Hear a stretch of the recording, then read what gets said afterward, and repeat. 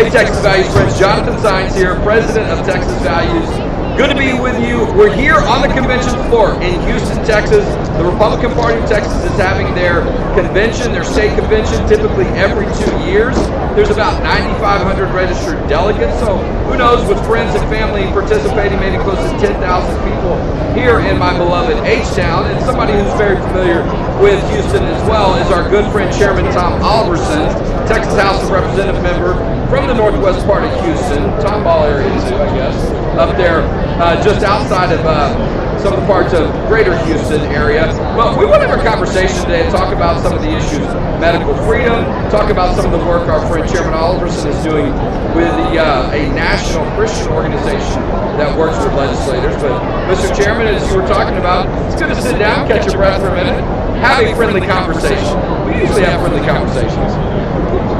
We always have. We always have. I mean, this is like, you know, we're on the same page. We are. I got to say that on behalf of myself and many of my colleagues, that we really value Texas Values.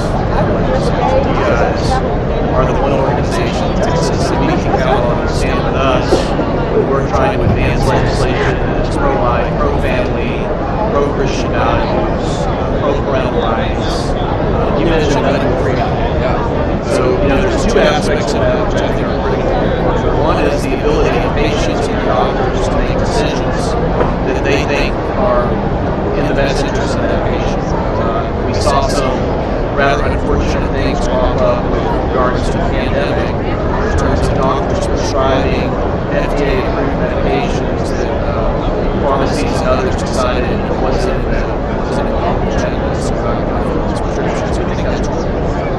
On the other hand, we also believe that medical providers, generally speaking, not just doctors, but even nurses, even X-ray techs and patient care techs, should be able to refuse to provide service which is immoral and unethical. Well, exactly. We've got here at our booth, we've got a great sign, that come and take it sign with a heartbeat image in the middle of that, to remind people of the Texas heartbeat law. But, there are some lines that are right to be wrong, and so when you think about your background in the medical industry and how long you've been involved in that, but how you try to do it, continue to do it in an ethical way, and that first line right there, that first part of it is to protect that innocent life, to err on the side of life. And so you think about 60 million abortions, if not more, that have been performed since Roe vs. Wade, over 50,000 every year in the state of Texas. It's hard to think about that number, and we should be able to think about people in the medical industry as ones, they're going to be able to be there to help you preserve life, but it hasn't always been that way.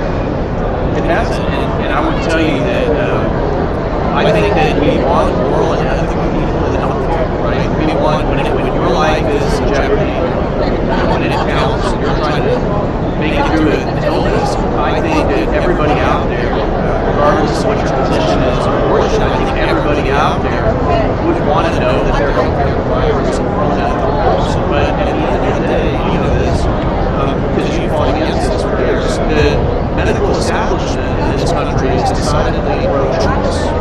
And they have gone out of their way to try to force the indoctrination of abortion training on doctors and nurses and other practitioners. I mean, it's practically required. It is. It's absurd. And so we have to continue to push back against that and expand it. And you were very supportive of legislation that I filed last session. Texas Values was literally my first conversation on this issue, where we said, you know what, we're going to expand the definition of specific exemption to include all healthcare providers in all situations. So it's not just that doctor that doesn't want to have abortion training, but it could be a nurse or a tech who's a lawyer and saying, you have to sit in there and help this doctor take life out of their child. Well, look, we know that was sort of the situation, if you will, that Abby Johnson found herself in.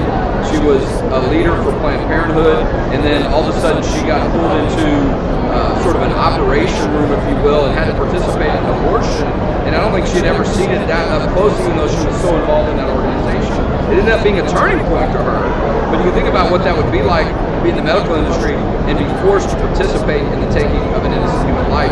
So much of those beliefs, too, for us, come down to a spiritual issue. We know that God created life and is the creator of life, I want to let you talk about your Christian faith and also about a great national organization that you're a part of. Thank you, my friend. Yeah, so a few years ago, God bestowed upon a good friend of mine, his name is Senator Jason Raber from Arkansas, a strong pro-life leader there. The idea that what we really needed in this country was an organization that was devoted to empowering Christians to run for office, to, once they won office, to stay in office and also be fed, and to be given an opportunity to come together in fellowship and to advance policies that were decidedly pro-life, pro-Christian, pro-family.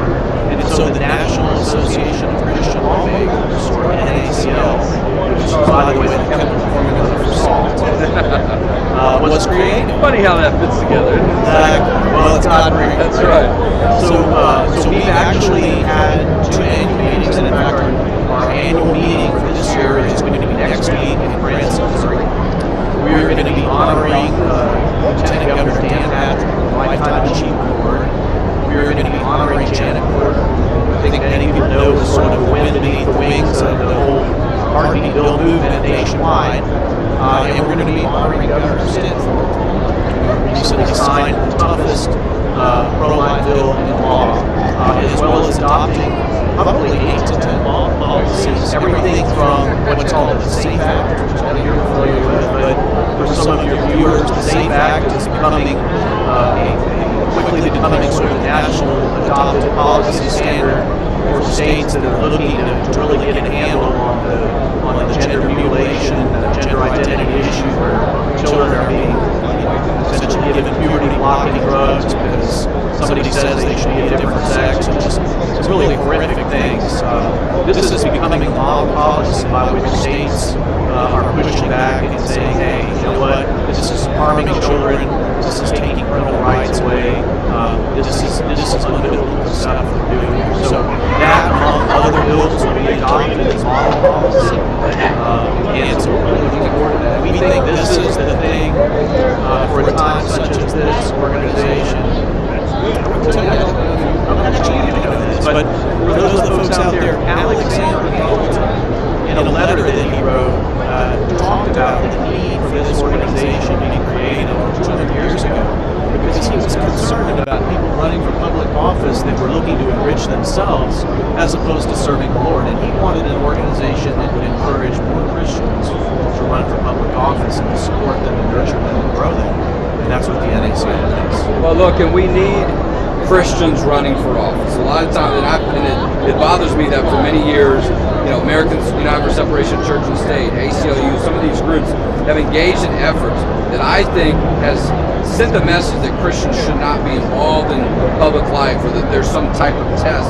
The Constitution specifically says there can be no religious test, the Texas Constitution, to serve in office, but I think some people have been misled over the years, and so the more that we can encourage Christians to run for office, to have people of character in elective office, because they're making important decisions about life and death, things that impact all of our lives. And so I'm excited for that organization, and I'm hoping maybe you can come to our event with the Lieutenant Governor on June 28th for our Houston area friends.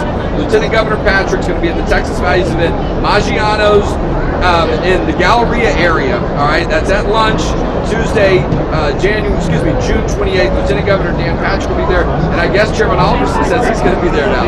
So we'll look forward. We'll have some more of these conversations. But Chairman Oliverson, I appreciate all the work that you do. Continue to look forward to continue to work with you more. We're not too far away from the next session coming up in January. Bill's going to start being filed in November. So been a great conversation with our friend Chairman Tom Oliverson. So we'll have more updates for you from the convention floor right here in Houston, Texas.